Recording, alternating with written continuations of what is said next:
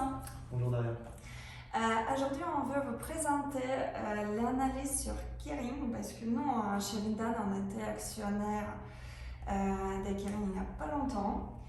Et effectivement, il y a beaucoup de nouvelles et presque tout le monde parle de Kering ces derniers temps. Vincent, comme toi, tu es un expert de Kering.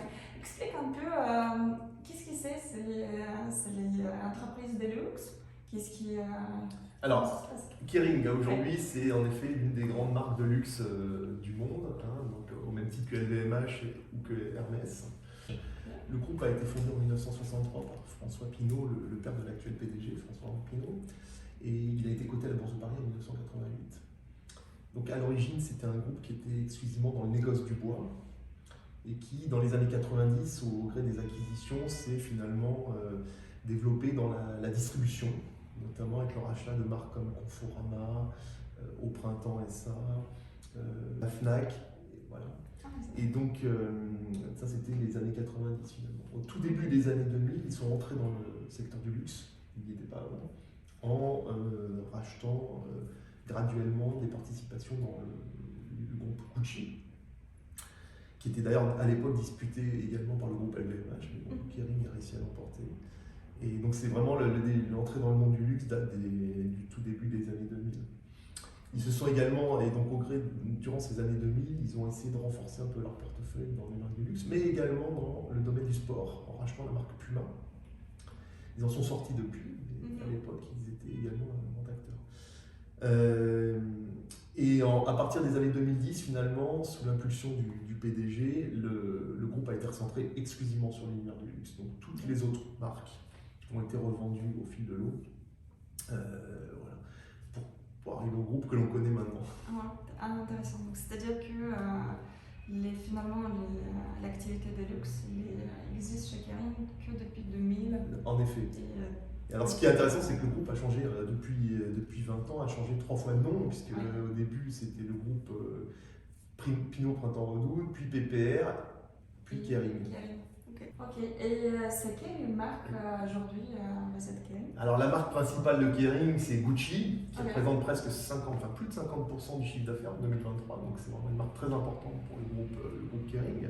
Ensuite il y a la marque Saint Laurent, qui est également une marque importante, qui représente à peu près 16 à 17% du chiffre d'affaires. Et ensuite il y a des marques qui sont un peu moins connues, un peu moins importantes, telles que Balenciaga, Veneta et Benedetta, j'en retiens jamais le nom. Voilà. Intéressant. Donc c'est-à-dire qu'il y a une similarité entre Kering, qui détient plus que 50% des Gucci, et LVMH, qui est aussi dépendant de Louis Vuitton. Est-ce que les stratégies de Kering sont un peu différentes d'LVMH? Elle est un petit peu différente en ce sens que le groupe Kering est nettement moins diversifié que le groupe LVMH. LVMH, certes, dépend de sa marque phare que tu as citée, mais a également de nombreuses autres marques, beaucoup de marques, et y compris dans des secteurs qui n'ont rien à voir avec la mode ou la maroquinerie, par exemple dans le vin, les spiritueux. Ils ont des hôtels de luxe également, donc c'est un groupe qui est beaucoup plus diversifié finalement, en restant dans le luxe, dans l'univers du luxe, mais plus diversifié que ne l'est Kering. Super. Est-ce que tu veux parler un peu plus des chiffres, le chiffre d'affaires, les derniers résultats? Oui, alors je peux parler des résultats 2023 qui ont été publiés il y a quelques semaines. Donc la marque Gucci, comme on l'a dit, est une marque prépondérante pour le groupe Kering, puisque c'est plus de 50% du chiffre d'affaires et c'est 70% du résultat opérationnel courant en 2023. Donc c'est une marque vraiment prépondérante pour ce groupe. La marge opérationnelle de Kering est de l'ordre de 30%, ce qui est très bon.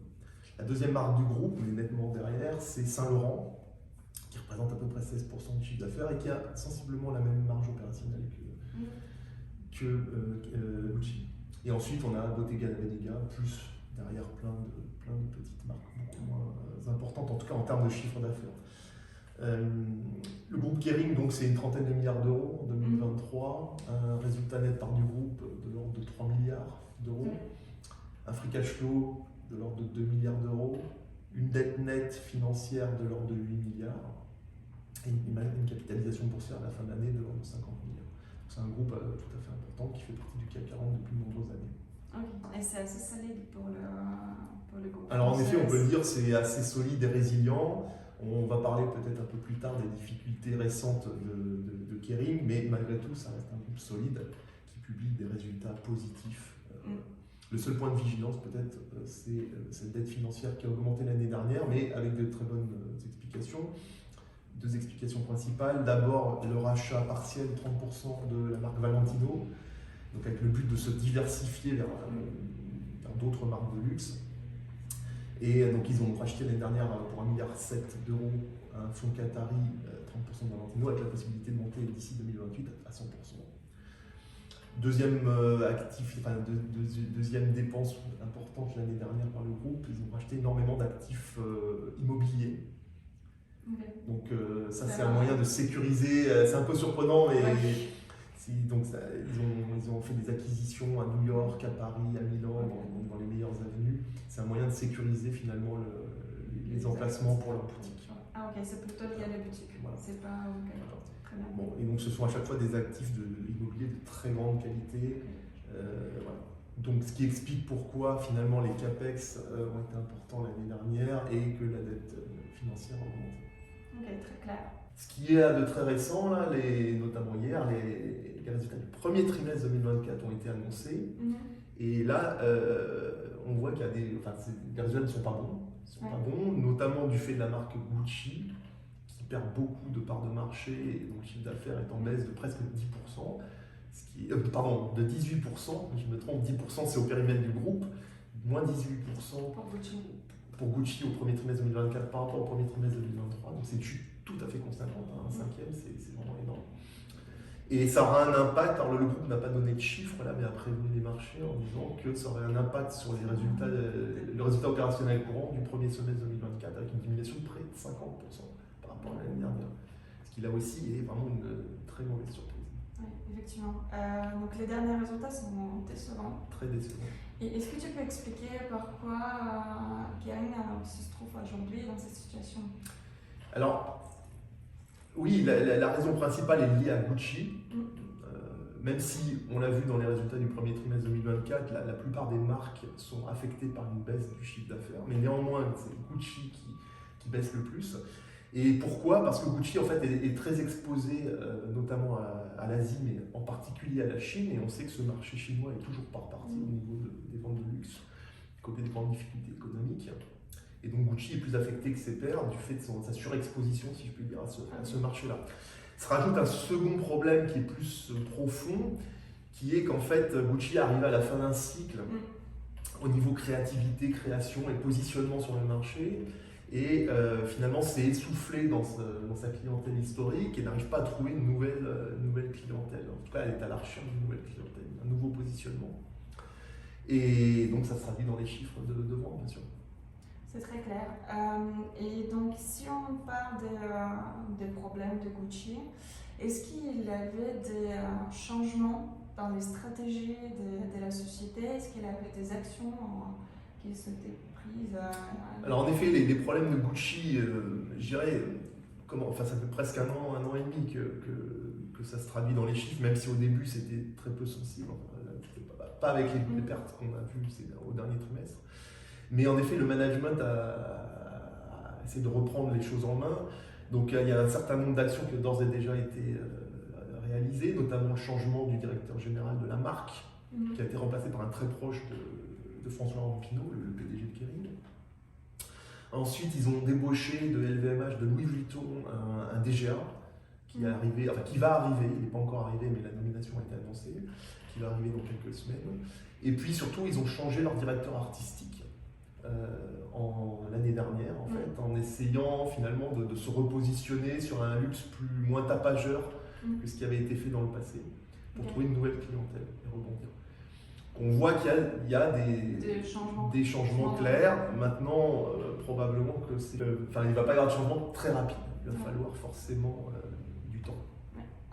Et toi, tu me dis sur les parties organisationnelles de management, est-ce qu'il y avait des changements structurels en acquisition ou des changements de groupe? Alors en effet, ce dont on parlait au début, à savoir que le groupe Kering est un peu trop monolithique, un peu trop centré sur la marque Gucci. Donc ça fait longtemps que les analystes finalement en parlent et le PDG en avait bien conscience.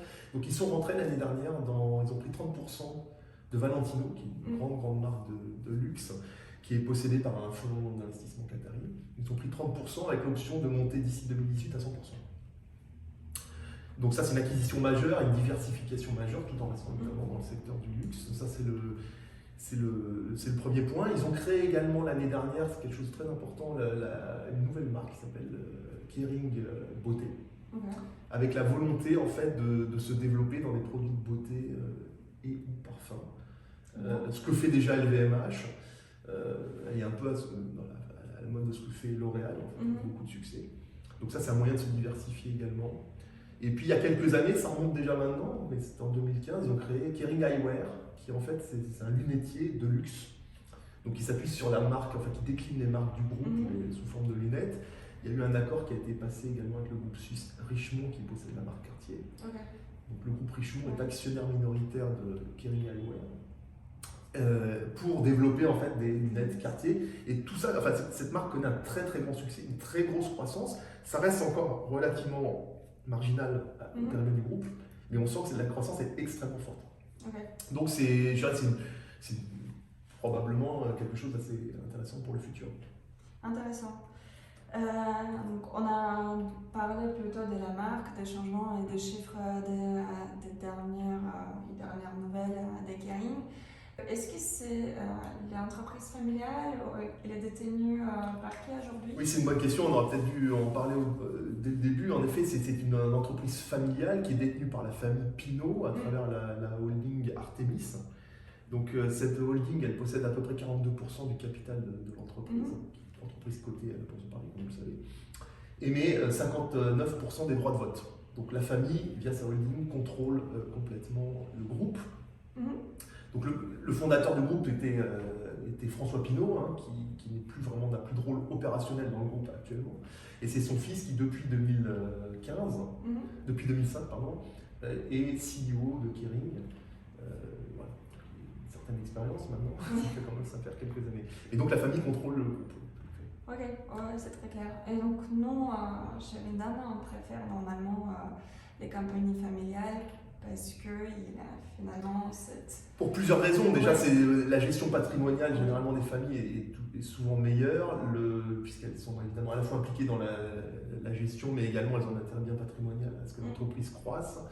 C'est aussi il y a une vision beaucoup plus long terme dans les sociétés familiales en fait, également qui nous plaît beaucoup. Donc voilà. Bon, c'est très intéressant. Donc, par rapport aux conclusions, quelque part, on a parlé des choses négatives, des changements, des changements dans le management, changements dans la structure des Kering. Est-ce que tu peux nous dire un peu, on achète aujourd'hui Kering, on vend? Je dirais, avant de donner un conseil, je pense que vraiment le maître mot sur Kering, c'est patience. Comme tu l'as dit au début, chez Vindana, on a acquis des actions Kering en début d'année, pensant que le rebond finalement de la marque serait beaucoup plus rapide. On s'aperçoit là avec les derniers résultats et que finalement ça va être beaucoup plus long que prévu. Donc on avait un peu senti ça puisqu'on a revendu les actions il y a quelques semaines. Et bien nous en a pris d'ailleurs. Donc je pense qu'on reste convaincu du potentiel à moyen long terme de cette action parce qu'elle n'est pas très fortement cotée. On pense que la reprise en main va porter ses fruits. Donc pour un investisseur de moyen long terme, je pense qu'avoir du Kering en portefeuille, c'est important. Après, on peut laisser passer peut-être quelques semaines, quelques mois avant de rentrer. C'est une action qu'on va surveiller de toute façon régulièrement, et notamment les prochaines annonces, et pour voir la deuxième partie de l'année notamment, quoi. Mais je pense qu'à moyen long terme, c'est une bonne action à avoir en portefeuille. Ok. Bon, merci beaucoup Vincent pour cette analyse. Merci.